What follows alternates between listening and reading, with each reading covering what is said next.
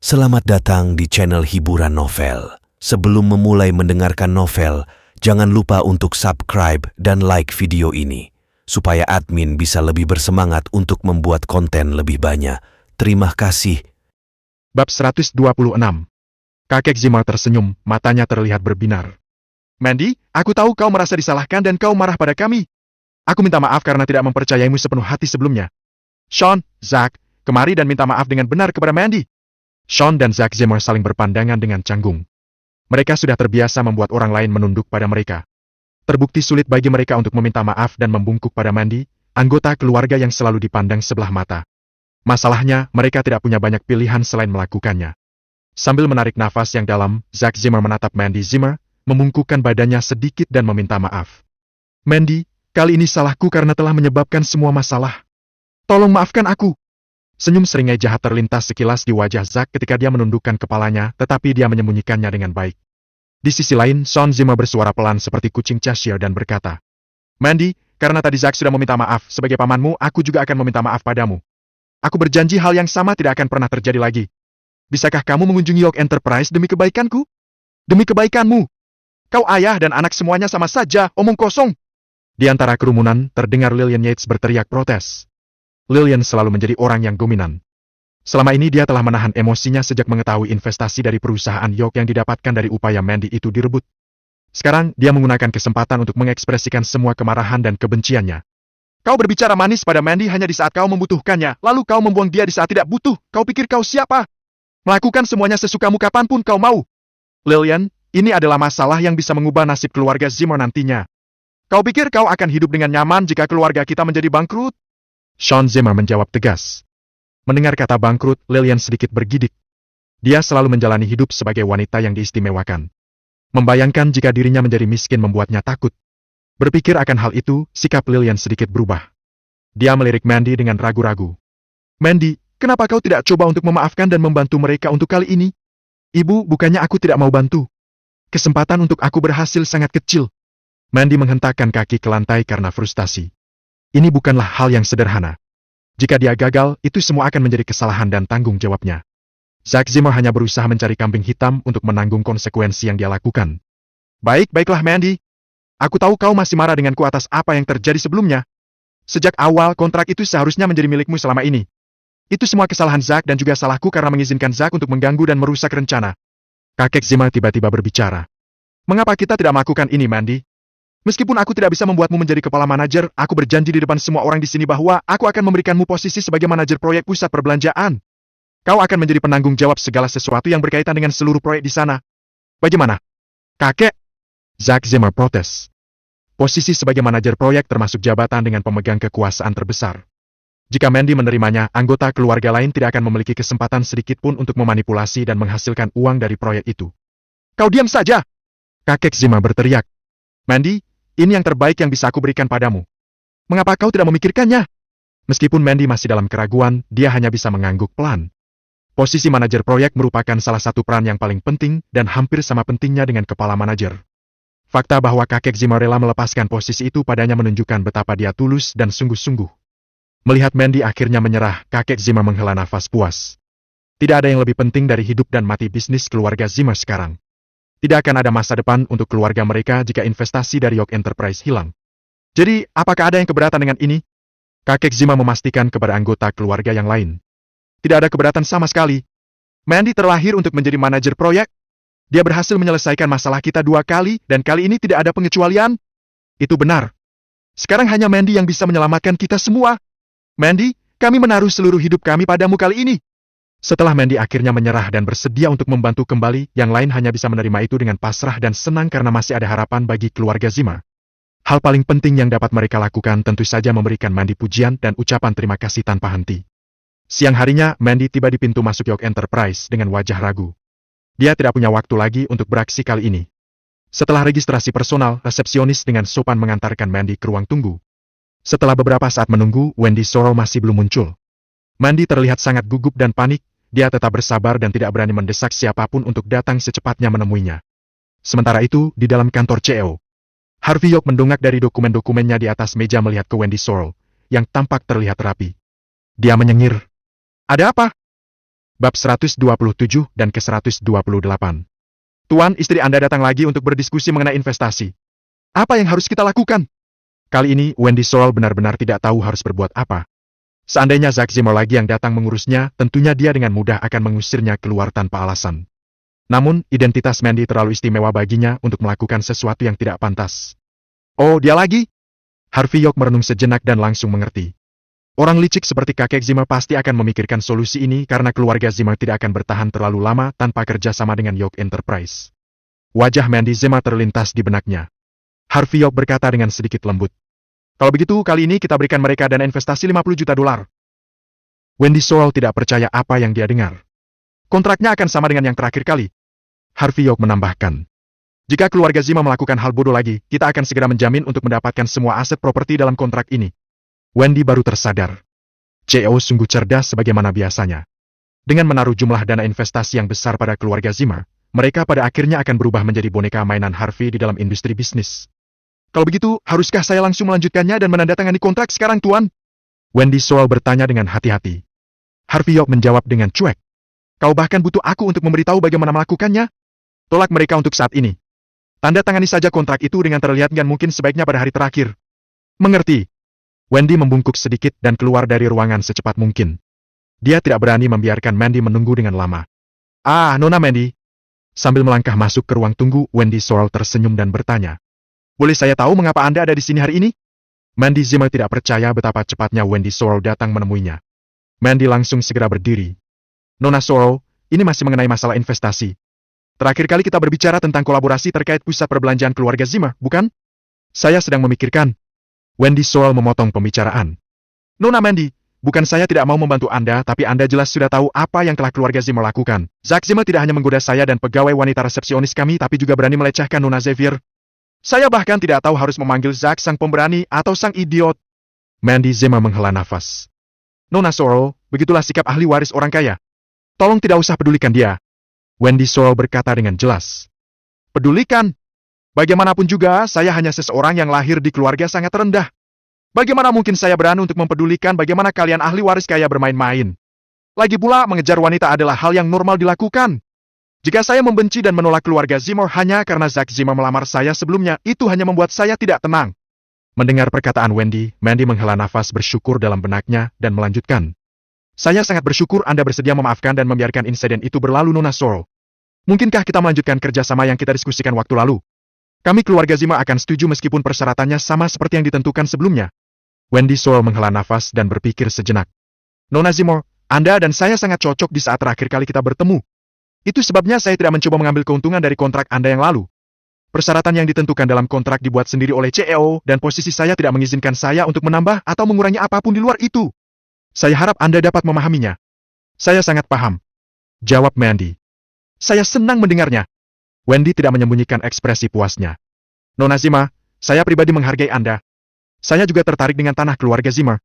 Namun Anda keluarga Zimmer terus membuat masalah dan menguji kesabaran CEO kami. Sejujurnya, menggoda Nona Xavier bukanlah masalah yang besar. Masalah terbesar sekarang adalah bahwa kami sudah menetapkan kontrak dengan benar. Dengan Anda semua berusaha membuat perubahan dengan seenaknya, keluarga Zimmer sudah tidak menghormati perusahaan dan CEO kami. CEO kami baru saja mengambil alih perusahaan untuk mengganggu ketenangannya berpikir dengan proyek kecil seperti ini. Saya tidak bisa melakukan apa-apa jika beliau tidak ingin berinvestasi pada proyek ini lagi sekarang. Itu saja yang dapat saya sampaikan. Jika tidak ada lagi yang akan ditanyakan, saya akan kembali bekerja, Nona Zimmer. Wendy Sorrell tersenyum dan berbalik untuk pergi, diiringi dengan bunyi langkah dengan hak sepatunya di atas lantai. Di dalam ruang tunggu, Mandy Zimmer menghela nafas jengkel. Zack Zimmer benar-benar pembuat masalah. Dia harus menyadari dirinya sendiri bahwa sama sekali tidak ada kesempatan lagi baginya untuk berhasil. Tetapi Mandy menyadari Wendy Sorrell cukup menyukainya. Mungkin masalah ini masih bisa diselesaikan olehnya. Aku akan pikirkan beberapa solusi setelah pulang ke rumah. Sambil menghela nafas, Mandy berbalik dan pergi. Tidak akan banyak membantu jika terus tinggal di sini.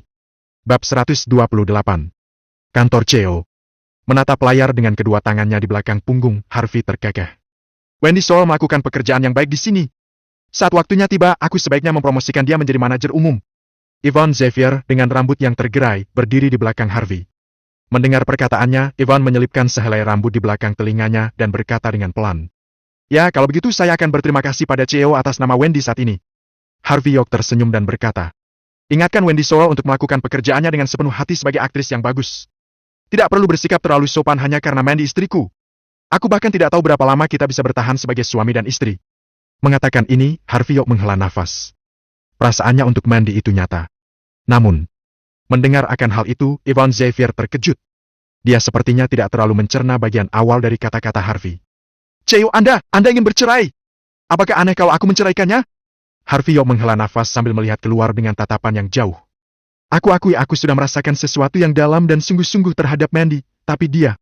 Harvey York tidak bisa menyelesaikan kalimatnya. Dia sudah berasumsi Mandy setidaknya akan memiliki tingkat perasaan tertentu padanya. Baru sekarang Harvey menyadari perasaan Mandy padanya lebih mirip dengan keluarga daripada perasaan sepasang kekasih. Seperti layaknya seseorang memelihara seekor anak anjing dan bagaimana perasaan itu semakin kuat dari waktu ke waktu. Meskipun Harvey mengatakan hal itu, dia merasa tidak akan mampu membuat keputusan semudah itu ketika waktunya tiba. Melihat betapa menyedihkan dan kesepiannya Harvey, jantung Yvonne berdegup kencang. Namun, dia tidak berani mengatakan apa-apa. Setelah berpikir sejenak, Yvonne bertanya. CEO, saya telah meminta seseorang untuk mengatur perabotan di ruang tidur. Sayangnya tidak akan bisa secepat kamar mandi. Mungkin butuh beberapa hari. Mengapa Anda tidak menginap di tempatku untuk saat ini? Itu ide yang cukup baik. Harvey York mengeluarkan ponsel dan menatapnya. Sekarang dia memiliki dua ponsel, satu yang bernilai $12.000 untuk urusan kantor, satunya lagi adalah ponsel lama, dan satu-satunya hadiah yang diberikan oleh Mandy Zimmer. Nomor yang disimpan di dalamnya semua adalah nomor privasi. Mandy sudah lama tidak mengirim pesan atau menelpon Harvey sama sekali. Saat waktunya hampir tiba bawa saya ke bank. Saya perlu meningkatkan batas penarikan maksimum untuk kartu hitam Amex saya. Jika tidak, saya tidak akan bisa menarik uang seperti sebelumnya. Dia mengingat betapa canggungnya malam itu saat dia membeli ponsel. Akan lebih baik baginya untuk menyelesaikan masalah ini secepat mungkin. Dalam sekejap Yvonne Xavier duduk di Bentley miliknya, mengantar Harvey York ke pintu masuk ban umum Newham. Sayangnya, dia tidak menemukan tempat parkir saat itu. Tunggu saja di sini. Saya akan kembali setelah menyelesaikan beberapa hal kecil ini. Harvey York berkata pada Yvonne, dan keluar dari mobil sendiri. Tidak terlalu banyak pengunjung di ban saat itu, dan jalur VIP juga tidak dibuka. Karena itu, Harvey York memutuskan untuk ikut mengantri di salah satu antrian. Tidak lama, tiba gilirannya. Ada yang bisa kami bantu, Tuan? Seorang wanita di balik meja depan bertanya, senyum palsu menghiasi wajahnya. Harvey York berkata, saya di sini ingin menyesuaikan batas penarikan kartu saya. Senyuman di wajahnya seketika hampir hilang ketika dia menyadari bahwa permintaannya bukan terkait tabungan atau pengelolaan uang. Dia menjawab dengan dingin. Tuan, Anda bisa menyesuaikan batas penarikan Anda sendiri secara online daripada jauh-jauh datang ke sini dan meminta bagian meja depan untuk melakukannya. Harvey York menggaruk bagian belakang kepalanya. Batas penarikan yang ingin saya atur itu terlalu tinggi untuk dilakukan secara online. Di balik kasir, Sherry Wilson sedikit mengernyit. Dia pikir dia siapa? Batas penarikan maksimum yang bisa diatur online sebesar $15.000. Pria berpenampilan lusuh ini jelas bukan seseorang yang bisa menghabiskan lebih dari $15.000 per bulan. Sherry Wilson mencibir dengan tatapan dingin. Maafkan saya, Tuan. Seberapa tinggi Anda ingin meningkatkan batas penarikan? Kami tidak memberikan batas di bawah $15.000 di sini. Harvey York tercengang. Sikap macam apa ini mau mengganggunya karena masalah sepele seperti itu? Harvey menjawab dengan muram. Kalau begitu, berapa batas tertinggi yang bisa kau berikan? $15 juta. Sherry Wilson menambahkan dengan menakuti, apa Anda butuh sebanyak itu, Tuan? Oke, kalau begitu, $15 juta. Jawab Harvey pelan. PV50. Sherry Wilson tidak dapat menahan tawanya dan memberi pandangan sepintas pada Harvey York. Tuan, jika Anda ingin berakting untuk beberapa drama di atas panggung, silahkan keluar dan pergi ke stasiun penyiaran Newham TV. Ini adalah bank, bukan tempat untuk bermain-main. Harvey York menjadi tidak sabar. Dia meraih dompetnya mengambil kartu hitam Amex miliknya dan melemparkannya ke konter berkata, jika itu masalahnya, tolong siapkan cek transfer untukku. Saya ingin mentransfer semua uang yang ada di kartu ini. Hah? Lihatlah orang miskin malang ini berbicara tentang cek transfer. Anda? Sherry Wilson mengerutkan bibirnya dengan sombong. Saat selesai berbicara, dia melirik pada kartu ban. Dengan cepat, rasa gemetar mengalir di punggungnya dan tubuhnya menjadi kaku. Bab 129 dan ke-130. Sebuah kartu Amex. Kartu yang tergeletak di depannya benar-benar kartu hitam Amex yang legendaris. Tidak lebih dari 5 buah kartu hitam Amex di seluruh kota Newham. Siapapun yang memiliki kartu ini pasti seseorang yang terhormat dan terkemuka. Bahkan dengan pemikiran ini, Sherry Wilson menenangkan dirinya. Jumlah pemegang kartu hitam Amex sangat sedikit dan bank pun bahkan memiliki loket pelayanan khusus demi privasi pelanggan kartu ini. Jelas tidak mungkin bagi mereka untuk datang jauh-jauh ke sini untuk masalah sepele seperti menaikkan jumlah penarikan. Ditambah lagi, pelanggan kartu ini adalah orang-orang yang bergengsi yang mengenakan pakaian mewah. Mereka tidak akan mau repot-repot mengantri di kasir kecil seperti ini. Pikiran Sherry Wilson terpaku. Antara kartu ini palsu atau ini dicuri dari suatu tempat. Orang-orang saat ini benar-benar punya nyali untuk mencoba ini ya. Menatap Harvey York, Sherry Wilson menggelengkan kepalanya dalam hati. Bibirnya lebih mencibir dengan maksud meremehkan. Hal berikutnya yang Harvey tahu, Sherry Wilson menekan alarm darurat. Segera sirine berbunyi di sekitar bank dan penjaga bersenjata berat muncul dari sudut ruangan. Suasana tersebut mencengangkan Harvey York. Apa ini? Kita bahkan tidak diizinkan untuk menarik tunai dari bank ini. Siapapun yang mentransfer uang dari bank ini akan dibunuh.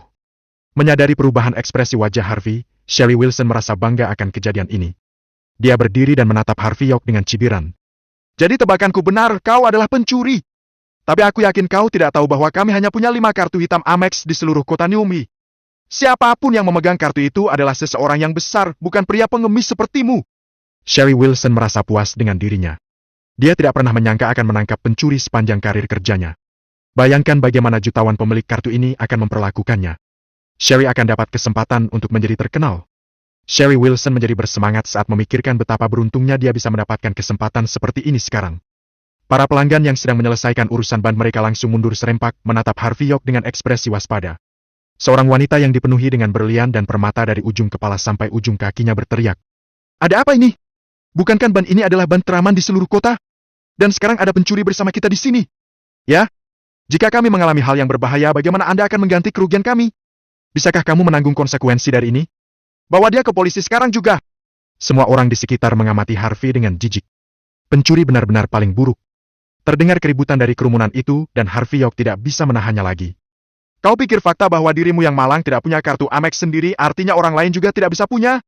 Sherry Wilson menyeringai puas. Apalagi sekarang? Maksudmu kau seorang jutawan yang mencoba terlihat sederhana? Kau sendiri yang tahu apakah kau mencuri kartu hitam Arnex atau tidak? Orang-orang mulai berkumpul dan mengelilingi mereka. Bahkan para penjaga yang mengeluarkan senjata mereka pun berdiri dengan kaku bersiap untuk memanggil polisi kapan saja. Detik itu juga seorang wanita yang berbalut busana bisnis dan rambutnya yang diikat kuncir kuda tinggi muncul dari kerumunan dengan terburu-buru. Cheo, kau baik-baik saja? Kecemasan dan kekhawatiran memenuhi wajah Yvonne Xavier. Apa yang terjadi? Saya baru selesai memarkir mobil. Yvonne melirik sekilas pada penjaga sekitar dan berkata, dia adalah CEO perusahaan kami. Bagaimana mungkin dia seorang pencuri? Yvonne Xavier tidak bisa berkata-kata. Setelah dia mendapatkan tempat parkir, seseorang memberitahunya bahwa ada pencuri di dalam bank. Kemudian dia baru tahu Harvey York lah yang dituduh sebagai pencuri. Betapa konyolnya itu. Perkiraan nilai harta untuk Harvey York sekitar hampir 10 miliar dolar. Jika ada yang bisa dicuri, satu-satunya hal yang dia curi adalah hati seseorang dan tidak ada lagi yang lain. Harvey York terkejut ketika merasakan kehadiran Yvonne. Bukankah aku suruh dia menunggu di mobil? Apa yang dia lakukan di sini? Wow! Kedatangan Yvonne Xavier langsung menarik perhatian para pria. Dengan wajah yang cantik dan bentuk dada yang padat, Yvonne Xavier adalah pemandangan yang menakjubkan. Kuncir kuda yang dimilikinya membuat dia terlihat lebih muda dan menawan. Kemudian, Yvonne melangkah dengan tumit sepatunya berdiri tepat di sebelah Harvey York. Sherry Wilson pun akhirnya berkata, lihatlah ini nona cantik.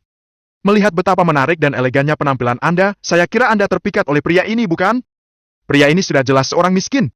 Dia bahkan berani untuk mencuri kartu Amex yang tidak tahu dari mana.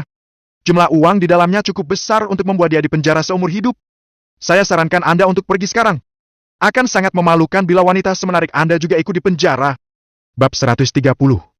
Saat dia berbicara, Sherry Wilson tertawa mencemooh di dalam benaknya. Penampilan, tubuh, dan keanggunan Yvonne Xavier tidak hanya satu kelas di atasnya. Sherry iri, tapi dia menolak untuk mengakuinya. Pencuri ini berbeda. Dia berkeliaran berbohong pada orang-orang bahwa dia adalah seorang CEO, betapa tidak tahu malu pria ini. Yvonne Xavier mengarahkan tatapannya pada Sherry Wilson dan berkata dengan nada serius. Tolong hati-hati dengan omongan Anda. Ini CEO perusahaan kami. Jika Anda terus bersikap tidak menghargai seperti ini, kami tidak akan ragu untuk membuka akun di ban lain. Mungkin ban Anda bereputasi baik, tapi di kota ini masih ada ban yang lain. CEO kami sendiri yang berinvestasi jutaan dolar tanpa mengedipkan mata, dan kau memanggilnya pencuri. Ini benar-benar lelucon paling buruk yang pernah ada. Sherry Wilson menilai Yvonne Xavier dari atas dan bawah, lalu menjawab dengan jijik. Haruskah aku percaya kau hanya karena kau bilang dia bukan pencuri? Apakah kau tahu apa itu kartu hitam Amex? Hanya orang-orang yang memiliki miliaran dolar di bank kami yang berhak untuk memegangnya. Bagaimana bisa kau percaya pria yang terlihat miskin ini memiliki uang sebanyak itu? Jika bukan dicuri dari suatu tempat, apalagi yang mungkin? Yvonne Xavier mengernyitkan alisnya. Bisakah kau berhenti bermain-main? Kau bisa dengan mudah memeriksa identitas pemilik kartu itu dengan memasukkan sandinya, kan? Mendengar itu, Sherry Wilson semakin mencibir. Dia berseru dengan keras. Periksa kartu dan sandinya. Apa kau tahu kartu ini tersambung dengan ponsel pemiliknya? Setelah seseorang mengakses detail kartu, akan muncul pemberitahuan. Bagaimana jika pemiliknya berpikir kami bertindak tidak sopan? Sudah jelas ini tidak sesederhana yang kau pikirkan. Kau pikir kau bisa berbuat apa saja dengan wajah cantikmu itu, bahkan sampai memaksakan seseorang yang terkemuka dan terkenal? Orang-orang sekitar mengoceh tanpa henti setelah mendengar apa yang baru Sherry Wilson katakan. Wanita ini sungguh naif, sungguh sia-sia penampilannya. Bagaimana dia bisa percaya pria miskin ini adalah seorang CEO? Saat itu kepala manajer ban, seorang pria paruh baya dengan perut besar melangkah mendekat dengan tangan di belakang badannya. Dia menyadari situasi dan mengerutkan kening. Apa yang sedang terjadi? Sherry Wilson dengan cepat menjawab. Kepala manajer, pria ini mencuri kartu hitam Amex salah satu pelanggan VIP kita dan mencoba menipu kami. Apa? Kartu hitam Amex? Keringat menetes di dahi kepala manajer saat dia kehilangan ketenangannya. Akan jadi masalah besar jika salah satu dari VIP kehilangan kartu hitam Amex mereka. Dia mengalihkan pandangannya pada Harvey York dan kartu hitam Amex di tangannya dan menarik nafas yang dalam. Penjaga, bawa dia pergi. Bawa dia ke ruang keamanan sebelum saya menghubungi pemilik kartu itu. Kepala manajer segera memerintah, wajahnya kaku. Saya yang akan memutuskan memanggil polisi atau tidak. Sejumlah penjaga keamanan mengelilingi Harvey, sikap mereka mengintimidasi. Salah satu dari mereka bahkan menodong Harvey dengan senjatanya. Harvey York memandang dengan marah. Dari awal dia tidak menghiraukan para penjaga ini. Sejak Yvonne di sini, jika ada senjata yang ditembakkan, Harvey tidak yakin apakah dia mampu melindungi Yvonne. Harvey tidak mencoba untuk melawan. Malahan, dia mengikuti penjaga keamanan dengan patuh. Kau kepala manajer? Bagaimana bisa kau membawa seseorang tanpa menyelidiki masalah ini sebelumnya? Kata Yvonne, geram. Apa kau tahu betapa besarnya masalah ini? Kau telah selesai. Nona. Sherry Wilson mendekati Yvonne dan berkata dengan manis. Mengapa kau tetap bersikap seperti ini padahal pria itu sudah dibawa pergi? Jika kau melanjutkan ini lebih jauh, kami akan membawamu juga karena telah mengganggu aturan ban. Oh, sekarang kau mau membawaku juga? Kau pikir kau akan mampu menangani konsekuensi dari semua ini? Teriak Yvonne dengan penuh emosi. Bahkan presiden ban ini memperlakukan kami dengan hormat. Kau pikir kau siapa? Kepala manajer melambaikan tangannya dengan acuh, alisnya mengernyit. Bawa dia juga ke ruang keamanan. Saya akan menghubungi pemilik kartu itu sekarang. Tak lama kemudian, Yvonne Xavier dibawa ke ruangan keamanan untuk menemani Harvey York. Ceklek. Sherry Wilson memasuki ruangan keamanan dengan tangan bersilang dan memandang rendah pada mereka. Ini sedikit nasihat untuk kalian berdua. Jika kalian ingin keluar dari sini dengan selamat, jangan pernah berpikir untuk mencuri lagi. Dan kembalikan kartu itu pada kami saat kalian menemukan yang lain lagi di suatu tempat daripada mencoba untuk menghasilkan uang dengan melakukan penipuan. Berikan padaku kartunya sekarang. Kamu masih berani untuk menyimpannya di tangan kotormu. Apa kau masih berpikir kamu tidak cukup bersalah atas kejahatanmu? Harvey York mengabaikan Sherry Wilson dan menoleh ke Yvonne Xavier. Kau baik-baik saja? Sekarang dia tertangkap juga, aku tidak bisa bertindak gegabah. Jika tidak, para penjaga keamanan akan turun sekarang. Terima kasih telah mendengarkan cerita novel. Sampai ketemu kembali di video berikutnya.